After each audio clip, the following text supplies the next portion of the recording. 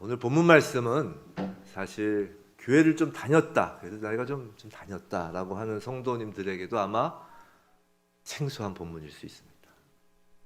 그럴 거예요. 강대상에서 이렇게 설교나 아니면 성경 공부에서조차도 잘 다루어지지 않는 말씀이기 때문입니다. 이게 잘 다루어지지 않는 이유는 이 전체 맥락에서 좀 생뚱맞은 장면처럼 이게 느껴지기 때문입니다. 우린 지난주 주일 설교에서 이제 이삭이 탄생하는 것을 보았습니다. 그리고 이삭 탄생 이후에 이스마엘이 이삭을 괴롭히죠. 그래서 하갈과 이스마엘이 아브라함으로부터 떨어져 나가는 것까지가 오늘 본문 전 장면이에요. 그리고 이제 오늘 본문 다음 장면이 이제 24장, 그 유명한 아브라함이 이삭을 모리아 산에서 여호와 하나님께 바치는 장면이 나옵니다. 자, 이삭의 탄생과 또 이삭의 성장, 그리고 그 이후의 일들, 이삭을 그 여호와 하나님께 바친 일들까지 이렇게 쭉 스토리가 연결되는 느낌인데, 그런데 그 사이에 오늘 장면이 이제 끼워져 있는 것입니다. 그러면서 무언가 이 연속된 스토리의 흐름이 깨지는 것 같다라는 생각이 드는 것이죠. 이 말씀, 오늘 본문 말씀을 그래서 성경을 혼자서 읽으면 이 도대체 오늘 본문 말씀이 왜 여기에서 언급되고 있는지, 이것이 왜 중요한 장면인지 사실 쉽게 알기 어렵습니다. 저 또한 마찬가지죠. 근데 성경에서 이렇게 무언가 연속되는 스토리와 관련이 없어 보이는 장면이 느닷없이 중간에 끼어들면 그건 매우 중요한 거라는 것입니다. 중요한 말씀이고 의미심장한 장면이다라는 거예요. 오늘 말씀은 매우 중요한 본문입니다. 하나님 입장에서 특히 하나님 나라와 관련해서 역사적인 사건이 기록되어 있는 것입니다. 오늘 말씀은 중요한 말씀이면서도 나름 흥미롭고 재미있는 장면이에요. 오늘 말씀 한번 보겠습니다. 22절, 그때예라고 합니다. 그때예. 자, 어느 때인가요? 우리가 앞전 장면이 어떤 거라고 설명을 드렸죠? 하나님의 언약대로 이제 이삭이 태어났습니다. 그리고 이삭이 젖을 뗄 무렵이죠. 그때 이제 잔치를 벌이고 이스마엘이 이삭을 괴롭혔잖아요. 이삭이 젖을 뗄 무렵입니다. 그러니까 갓난아기를 이제 지나 이삭이 3살에서 4살 즈음이 된 나이, 그때예입니다. 우리가 아기를 낳으면 백일 잔치하고 또 돌잔치를 하죠. 이제 백일 잔치, 이제 살았다라는 거잖아요. 이제 아기가 살았다. 또 돌잔치하면 이제 좀 걷는다. 보통 돌 때 걸어요. 이제 좀 사람처럼 이제 좀 행동한다라는 어떤 그런 건데, 이제 3살, 4살 젖을 뗐다라는 건 이제 엄마로부터 좀 이렇게 떨어져서도 살 수 있다라는 거지. 밥을 먹어도 된다는 거예요. 그러니까 건강상 이제 갓난아기의 위험한 시기가 지난 그때입니다. 그리고 그 즈음에 이제 말씀드린 것처럼 이삭을 해치려고 했던 이스마엘과도 이제 분리를 시킨 거죠. 즉 이삭이 안전하게 된 그때예라는 것이에요. 자, 하나님 나라 백성의 근원이 될 언약의 씨가 안전하게 이제 본격적으로 성장하게 될 그 즈음이라는 것이죠. 그때에 아브라함이 머물고 있던 그 블레셋 지역의 왕인 아비멜렉이 군대 장관 비골과 함께 아브라함을 찾아옵니다. 자, 아비멜렉, 이 사람은 이전에 아브라함이 자신의 아내인 사라를 누이라고 속여서 자칫 하나님 앞에서 죄를 지을 뻔한 블레셋의 왕이죠. 자, 아비멜렉, 이것은 사람의 이름이 아니라고 했습니다. 아비는 아버지란 뜻이고 멜렉은 왕이란 뜻으로 블레셋 왕을 부를 때 쓰는 고유명사, 호칭이라고 했습니다. 이집트의 바로 그런 것처럼, 파라오처럼. 자, 그 왕이 군대 장관과 함께 아브라함을 찾아온 이유가 나옵니다. 자, 그것은 아브라함과 화친하고 소위 조약을 맺기 위해서인 것이죠. 친하게 지내자라고 아비멜렉이 온 거예요. 근데 아비멜렉이 처음 하는 말이 매우 의미심장합니다. 22절 보세요. 22절에서 뭐라고 아비멜렉이 첫 마디를 하냐면, 내가 무슨 일을 하든지 하나님이 너와 함께 계시도다라고 아비멜렉이 첫 말을 떼요. 자, 이 말이 바로 아비멜렉이 아브라함과 친하게 지내자 화친 조약을 맺고자 하는 이유라는 것입니다. 오늘 본문을 보면 사실 의아한 점이 있습니다. 아비멜렉은 그 지역의 왕입니다. 아브라함은 이방인에 불과하죠. 기껏해야 한 족속의 족장, 그 정도입니다. 한 가문의 가장, 그 정도 되는 것이에요. 사실 왕인 아비멜렉이 마음만 먹으면 언제든지 아브라함을 공격하여 그를 죽일 수 있습니다. 자기 땅이잖아요. 세상 누가 보아도 아비멜렉이 강자, 갑이고 아브라함이 약자, 을이어야 하는 것이 맞습니다. 근데 본문을 읽으면 상황은 정반대입니다. 아비멜렉이 먼저 와서 화친을 요구하며 손을 내미는 것입니다. 오히려 아브라함이 강자인 갑처럼 보입니다. 아브라함이 아비멜렉보다 군사력이 강해서일까요? 아니면 재물이 더 많아서일까요? 아니면 지위가 더 높아서일까요? 그래서 그런 것이 아니라는 것입니다. 하나님이 함께 하셔서인 것입니다. 성도 여러분, 성도는, 그리스도인은 오히려 세상적으로 볼 때 연약하고 나약해 보입니다. 그러나 이 세상 속에서 성도란 결코 약한 존재가 아닙니다. 권력이나 재물, 지위가 특별해서가 아닙니다. 오히려 그런 것으로는 성도가 세상에서 강할 수 없습니다. 오직 만왕의 왕이신 하나님께서 함께 하시기 때문에 강한 것입니다. 오늘 본문은 세상적인 시각이 아닌 영적인 눈으로 장면을 보아야 하는 것입니다. 자, 22절을 다시 보면 아비멜렉은 어떤 특별한 일을 보니까, 아브라함에게서 어떤 특별한 일을 보니까 하나님이 함께 하시는 것을 알았다고 하지 않습니다. 내가 무슨 일을 하든지 라고 합니다. 하나님을 잘 알지 못하였던 아비멜렉의 눈에 아브라함의 일거수일투족이 모두 하나님이 함께 하시는 것으로 보였던 것입니다. 지금 아브라함은 블레셋 지역으로 옮겨와 산지 약 5년 정도가 되었습니다. 왜냐하면 이제 이삭이 태어나기 1년 전쯤에 그 블레셋 지역으로 왔잖아요. 그래서 그때 이제 아비멜렉에게 자기 아내를 누이라고 속였죠. 그 다음에 이삭이 1년 후에 태어났죠. 그 다음에 젖을 뗀 시기 3, 4년이 지난 거예요. 그러니까 적어도 5년 이상은 된 거예요. 5년에서 6년 정도 된 것이죠. 자, 그런데 처음에 아브라함이 왔을 때는 자신의 아내를 누이라고 속일 정도로 별 볼 일 없는 사람이었습니다. 그렇게 보였던 것이에요, 아비멜렉 눈에는. 근데 하나님의 백성은 비록 세상적인 기준으로 별 볼 일 없어 보여도 실제로는 그런 존재가 아니었던 것입니다. 약 5년, 그 이상 가까이 곁에서 아비멜렉이 지켜보니까 이상한 거예요. 아브라함의 삶 하나하나가 다 이상한 것입니다. 뭔가 다른 것입니다. 블레셋 지역의 그 블레셋 사람들과는 뭔가 다른 거예요. 100세가 되어서 아들을 얻은 것, 그것도 이상한 일이지만 그거 이외에도 모든 것이, 아브라함의 삶의 모든 것이 다른 사람들과 다른 점이 보이는 것입니다. 하나님의 백성이 이 세상에서 어떤 존재인지를 지금 본문은 말해주고 있는 것입니다. 이상한 존재인 것입니다. 뭔가 다르고 뭔가 이상하게 느껴지는 존재가 바로 하나님의 백성인 것입니다. 성도는 그렇게 살아야 하는 것입니다. 어떤 때는 어리석어 보이기도 하지만, 또 세상적으로는 부족하게 그지없어 보이지만 무언가 뒤에서 보이지 않는 손으로 도우시는 것이 느껴지는 삶을 사는 것입니다. 정말 세상적으로는 말 그대로 쥐뿔도 없으면서 이상하게 평안하고 이상하게 얼굴에 자신감과 기쁨이 흐르는 것입니다. 성도 여러분, 하나님 나라의 백성의 능력은 하나님이 함께 하심입니다. 하나님의 백성은 내가 똑똑하고 내가 아는 지식이 많은 것이 능력이 아니라 하나님이 함께 하시는 것 그 자체가 능력인 사람들입니다. 비록 세상 기준에서 찌질해 보이고 하찮은 것 같아도 세상과 다른 사람들입니다. 한번 23절을 보면 더합니다. 23절을 보면 아비멜렉은 아브라함에게 이제 맹세하라고 거의 조르는 수준입니다. 분명 세상 기준으로는 아브라함이 조르고 아쉬운 소리를 하여야 하는데 그게 정상인 것 같은데 그 반대인 거예요. 영의 눈으로 이 장면을 보십시오.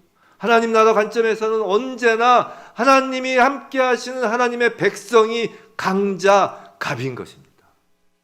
아무리 세상에서는 피고용인이고 경제적으로 넉넉하지 않으며 그다지 건강한 육체를 갖지 못하였다고 하여도 하나님 백성이 복의 통로이고, 이것이 세상 나라 속에서 하나님 나라 백성으로 살아가는 우리의 실질적인 위치임을 명심해야 하는 것입니다.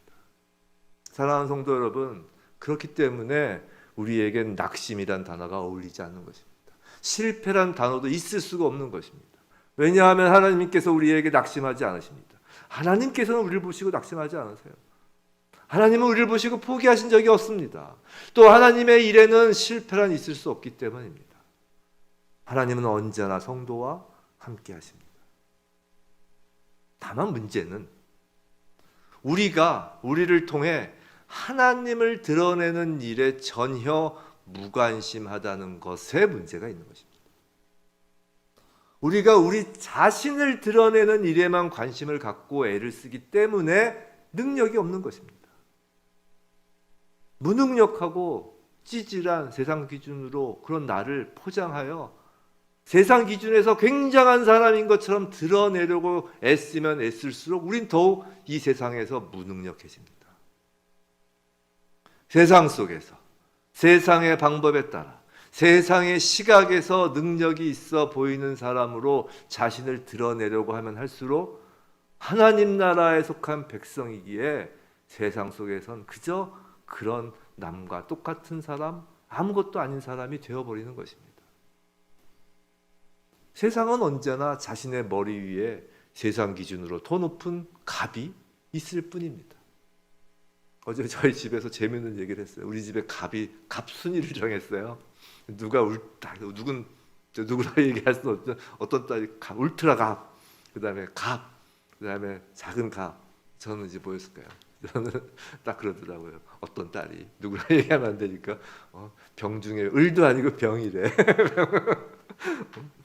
이렇게 세상에 언제나 더 높은 갑이 있는 거예요. 그래서 세상 기준에선 인생이 허망한 것입니다. 아무것도 아닌 사람이 되는 거예요. 성도 여러분, 내가 아닌 하나님이 드러나는 인생이 되기를 간구하시길 바랍니다. 내가 아닌 하나님이 드러나는 인생이 되기를 말이죠. 능력 있는 성도이기를 원하십니까? 능력 있는 성도이기 위해서는 언제나 우리와 함께 하시는 하나님이 드러나는 것이 인생 목표가 되어야 합니다. 진실로 우리의 주권자 되시는 하나님 아버지만을 드러내는 인생이기를 원하고 기도한다면, 그리고 그 일에 집중하며 관심을 기울인다면 우리의 인생은 남들이 보기에 신기할 것입니다. 우린 신기한 인생을 사는 사람들이에요. 이상한 사람처럼 보일 것입니다. 우린 특별해 보이는 인생을 사는 사람들이에요. 이걸 다른 말로 하면 하나님이 아니고서는 설명이 되지 않는 인생이라는 거예요. 그것이 하나님이 함께 하시는 성도의 인생입니다. 하나님이 아니고서는 설명이 되지 않는 인생, 그것이 저와 여러분의 인생이길 주님의 이름으로 축원합니다. 자, 24절에서 아브라함은 곧바로 맹세하겠다라고 합니다. 자, 여기서 맹세라는 히브리어는 샤바예요. 샤바. 특별히 얘기하는 건 이 샤바는 일곱이라는 7이라는 히브리어 단어에서 나온 말이에요. 발음이 비슷해요. 거기서 파생된 말이죠. 자, 7. 저번 시간에 말씀드렸지만 7은 하나님께서 피조 세계를 창조하신 날의 숫자입니다. 그리고 한 가지 더 말씀드리면 7은 하늘을 상징하는 3과 땅을 상징하는 4의 수를 합한 수이기도 합니다. 그래서 완전함이라는 의미를 갖고 있죠. 아브라함이 아비멜렉에게 한 맹세는 완전히 실행될 것을 담보하는 엄중한 신적 약속인 것입니다. 그리고 그들이 맺은 서약은 서로 조약을 맺어서 누구를 침공하자라는 어떤 군사적 조약이 아니에요. 하나님 앞에서 서로 평화를 세우자라는 약속입니다.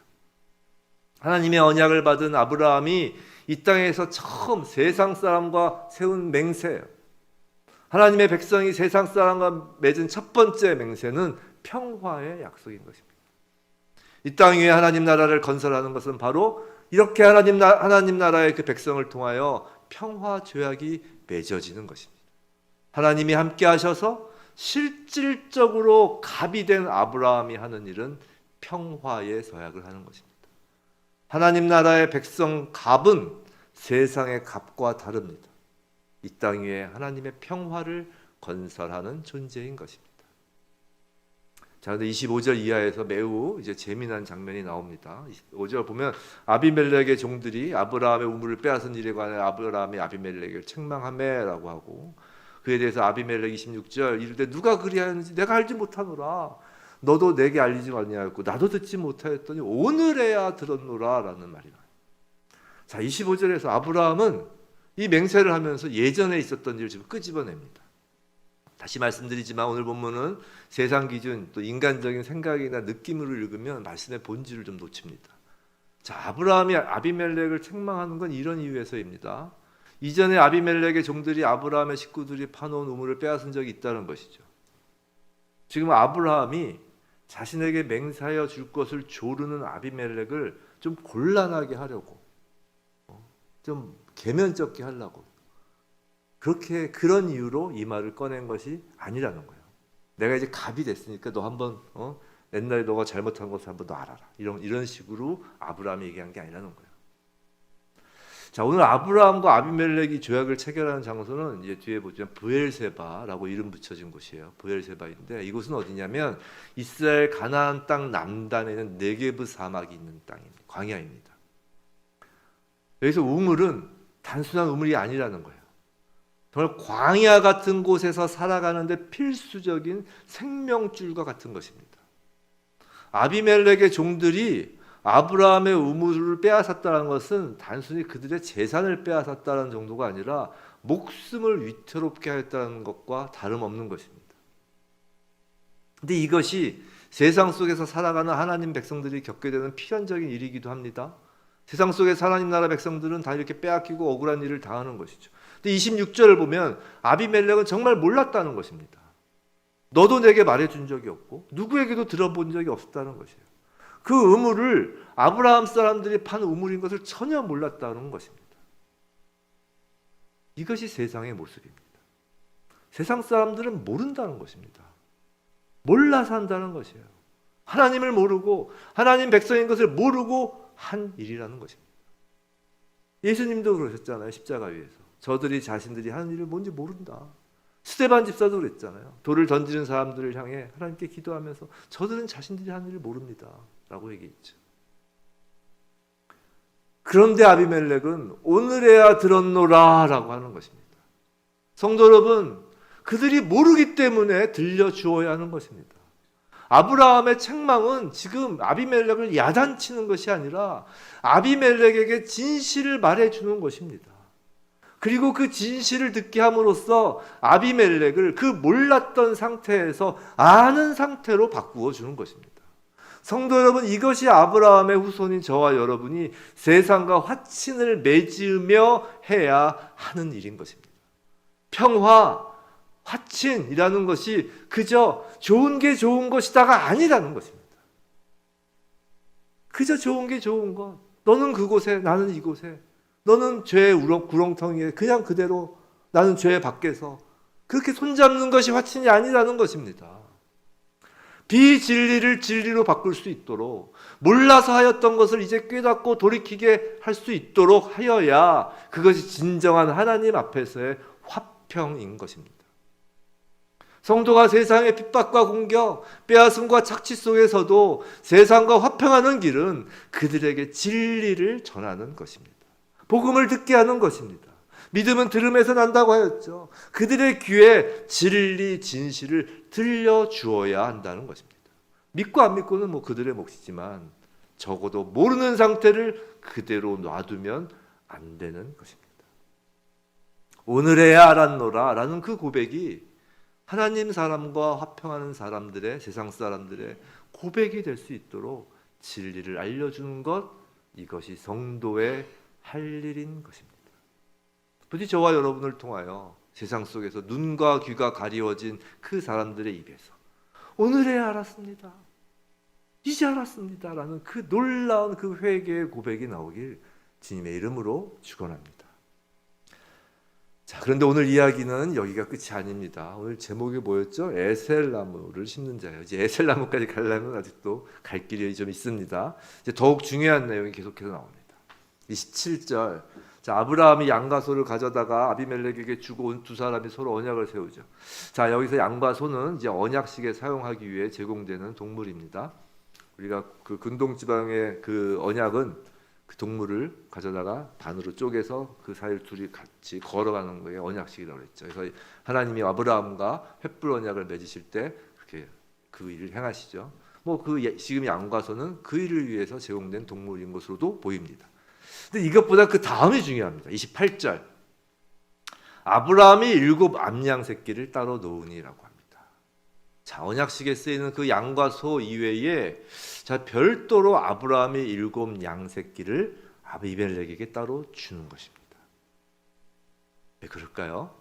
아비멜렉도 그 이유가 궁금한 것입니다. 그래서 고개를 갸웃하죠. 그래서 물어보죠. 29절입니다. 아비멜렉이 아브라함에게 이르되 이 7 암양 새끼를 따로 놓으면 어찌미냐. 자, 그에 대한 아브라함의 대답이죠. 30절. 아브라함이 이르되 너는 내 손에서 이 암양 새끼 7을 받아 내가 이 우물판 증거를 삼으라고. 31절. 두 사람이 거기서 서로 맹세하였으므로 그것을 브엘세바라 이름하였더라. 자, 암양 새끼 7으로 이 우물의 소유권이 아브라함에게 있다는 것을 증거로 삼으라는 것입니다. 지금 그곳은 브엘세바 광야입니다. 우물이 생명줄과 같다고 하였습니다. 아브라함은 어린 양 7마리 7, 즉 완전한 대가로 그 땅의 생명줄이 되는 우물을 온전히 자신의 소유로 하였습니다. 완전히 그 우물을 소유하는 것입니다. 자, 우리 말씀을 시작하면서 왜 오늘 본문이 여기서 생뚱맞게 등장하는지에 관한 의문을 가졌습니다. 그런데 하나님께서 약속하신 그 하나님 나라 킹덤 오브 헤븐을 생각하면 오늘 이 장면은 매우 의미가 있다는 것을 이제 알게 됩니다. 먼저 이삭이 출생하였습니다. 국가의 요소인 국민을 이룰 언약의 자손의 씨인 이삭이 태어난 것입니다. 그리고 그 하나님 나라의 백성의 그 씨가 될 이삭이 안전하게 되었을 그 즈음에 두 번째로 하나님이 약속하신 그 킹덤 오브 헤븐, 그 하나님 나라의 영적인 영토가 지금 시작되는 것입니다. 그리고 22장 이삭을 바치는 장면은 완전한 하나님의 주권, 하나님의 경외로움, 하나님 나라의 그 통치권이 온전하게 드러나는 장면입니다. 자, 생각해 보세요. 지금까지 아브라함은 가나안 땅에 들어온 이래로 자기 땅이 없었어요. 여기저기 떠돌아다녔습니다. 주변 족속들이 인정하는, 우리가 나라라는 걸 인정하려고 그러면 주변에서 인정을 해야 되는 거예요. 대한민국 이런 국가가 인정되려면 우리가 혼자 막 국가다 해서 국가가 되는 게 아니라고요. 주변국들이 인정을 해야죠. 그래서 상해 임시정부가 국가로 인정되느냐 안 되느냐는 사실 그들의 소리로 되는 게 아니에요. 지금 아브라함도 땅이 없었어요.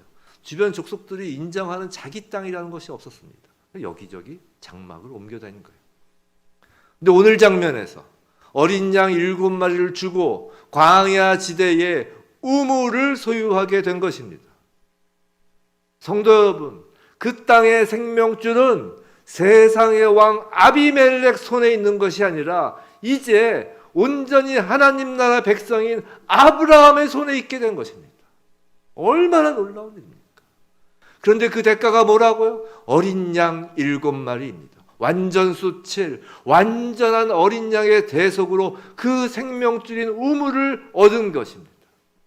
성도 여러분, 세상 속에서 하나님 나라는 어떻게 건설된다는 것을 오늘 본문은 알려주는 것입니다.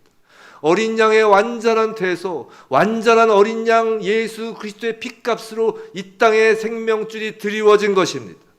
세상 왕은 자신들에게 생사여탈권이 있는 것처럼 권세를 부리지만 실제로 이 땅의 생명은 예수 그리스도의 희생의 대가로만 이어지는 것입니다. 그리고 그 생명줄은 예수 그리스도께서 핏값으로 치러 하나님 나라 백성된 저와 여러분의 손에 쥐어졌다는 것이에요. 저희가 땅에서 매면 하늘에서 매이고 저희가 땅에서 풀면 하늘에서 풀린다는 거예요. 그 생명줄이 저희 손에 쥐어졌다는 것입니다. 더 정확히 말하면 어린 양을 내어줌으로 세상으로부터 하나님 소유로 완전히 옮겨진 그 우물, 예수의 생명수가 흘러나오는 그 생명수의 통로가 바로 저와 여러분이라는 거예요. 우리 안에 생명수 우물이 있고 우리 안에 바로 하나님 나라의 영토가 있는 것입니다. 그곳을 바로 교회라 하는 것입니다. 예수께서 그래서 베드로에게 반석이라 이름하시며 네 이름 위에 교회를 짓는다 하시며 땅에서 매고 하늘에서 매면 땅에서 매면 하늘에서 매고 땅에서 풀면 하늘에서 풀린다 하신 것입니다. 너희가 두세 사람이 모여 예수 그리스도 주님의 이름으로 기도할 때 그 일이 일어난다고 했습니다. 우리가 바로 그 생명줄을 소유한 교회인 것입니다. 브엘세바, 브엘은 우물이란 뜻입니다. 세바는 7, 아까 맹세 라는 뜻이라고 했죠. 그래서 이 브엘세바를 맹세의 우물이라고 성경 풋노트에 보시면 나와요. 맹세의 우물, 세상의 말씀을 전하고 세상에 하나님 나라의 생명수를 공급하는 곳 브엘세바. 광야에 있는 그 브엘세바가 바로 지금 우리가 하나님과 함께하는 이곳 교회인 것입니다. 그럼 브엘세바인 교회에서 성도인 우리는 무엇을 할까요? 오늘 이야기의 이제 마지막 결론입니다. 33절. 우리 함께 읽어볼까요? 시작. 아브라함은 브엘세바에 에셀나무를 심고 거기서 영원하신 여호와의 이름을 불렀으며. 우물가에 에셀나무를 심고 아브라함은 영원하신 여호와의 이름을 불렀습니다. 예배를 시작하는 것입니다. 유대인들에게 당신들은 어떤 나무가 가장 좋냐라고 물어보면 보통 우리가 성경을 통해서 잘 알고 있는 그 성경 속에 나오는 나무들이 뭐 있어요? 로뎀 나무 있고요. 또 무화과 나무 있죠. 이스라엘 상징하는 무화과 나무, 또 포도나무 이렇게 있는데 그 나무들이 아닙니다. 유대인들에게 어떤 나무가 가장 좋냐라고 물어보면 0.5초도 걸리지 않고 곧바로 나오는 대답은 에셀나무입니다. 이스라엘 지역에서 이 에셀나무는 척박한 땅에서도 아주 울창하게 자라는 유일한 나무입니다. 이 에셀나무는 매우 굵고 높고 울창한 나무예요. 나무 높이가 무려 10m 이상 자랍니다. 그 광야에서. 그리고 그 뿌리가 수십 미터를 뻗어 어떤 거는 100m 가까이에 이를 정도라고 합니다. 그러다 보니 나뭇잎도 무성합니다. 나뭇잎이 아주 무성해서 그 척박하고 더운 지역에서 그 나뭇잎에 새벽 이슬이 보석처럼 맺히는 거예요. 그래서 건조한 광야에서의 에셀나무는 큰 그늘과 습기를 나그네들에게 제공하는 나무입니다. 우리가 영원하신 하나님의 이름을 부르며 예배하는 곳은 바로 생명수 우물 곁에 심긴 에셀나무 그늘 아래와 같은 곳입니다. 그럼 우리는 다른 사람 남이 심어놓은 에셀나무 밑에서 예수 그리스도의 핏값으로 얻은 생명수를 마시며 예배만 드리면 되는 것일까요? 오늘 아브라함은 에셀나무를 심었습니다. 우리도 예수 그리스도의 생명수 곁에 에셀나무를 심어야 하는 것입니다. 우리가 심은 에셀나무 밑에서 누군가 쉼을 얻고 안식을 취하는 것을 바라보는 것입니다. 혼자서 에셀나무를 심는 것이 아닙니다. 아브라함부터 시작하여 믿음의 우선인 우리 모두가 함께 심는 것입니다. 그렇게 교회를 세워가는 것입니다. 이 땅에서 하나님 나라를 생명수 되신 예수 그리스도의 터 위에 세워가는 것입니다. 바로 저와 여러분 이 땅에 에셀나무를 심는 자입니다. 성도 여러분, 성도는 이 세상에서 세상의 흐름에 따라 이리저리로 흘러가는 부평초와 같은 존재가 아닙니다. 영원한 생명을 주시는 생명수 되신 예수 그리스도와 함께 사망의 끝으로 달려가는 세상의 생명수를 전해주는 하나님 나라의 백성, 우물가 곁에 심긴 뿌리 깊은 나무 에셀나무가 바로 하나님 나라 백성이고 바로 저와 여러분입니다. 부평초가 아닌 것입니다. 하나님께서 십자가 은혜로 주신 그 끊임없이 솟아나는 생명의 우물 곁에 에셀나무를 심는 자가 바로 저입니다. 우리 모두가 바로 그 무성한 에셀나무인 것입니다. 광야에서 지치고 희망 없는 사람들에게 쉼과 생명을 공급하는 교회가 바로 저와 여러분인 것입니다. 부디 저와 여러분 모두 날마다 에셀나무를 심으며 이 땅에 하나님 나라를 세우는, 그리고 그 에셀나무 밑에서 많은 영혼이 쉼과 생명을 구하는 것을 바라보는 멋진 인생이길 주님의 이름으로 축원합니다.